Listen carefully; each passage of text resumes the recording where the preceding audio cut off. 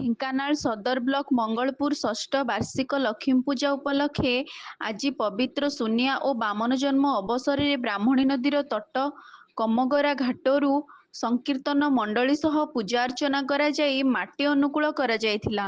ମୁଖ୍ୟ ପୂଜକ ଶରଚନ୍ଦ୍ର ଦାସ, କର୍ତ୍ତା ଦେବୀ ପ୍ରସାଦ ମହାନ୍ତି, ସମ୍ପାଦକ ପ୍ରଦୀପ କୁମାର ସ୍ୱାଇଁ ମଙ୍ଗଳପୁର ଗ୍ରାମର ଗ୍ରାମବାସୀଙ୍କ ସହଯୋଗରେ ଏହି ମାଟି ଅନୁକୂଳ କରାଯାଇଥିଲା। 2025 मसीहा महालक्ष्मी पूजा प्रतिष्ठान मंगलपुर ग्रामर आज पवित्र सुनिया बामन जन्म दिवस रे मूर्ति निर्माणार्थे शुभ मूर्तिका ग्रहण करागला। बाकी को विधि रे पूजा अर्चना करा जाई माटी अनुकूल होला। पूजा 1600 उपचार विधि रे पूजा अर्चना करा जाई।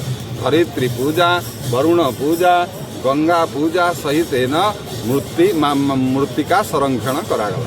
नारायण जी के वैकुंठ बिहारी के जय जगन्नाथ स्वामी के।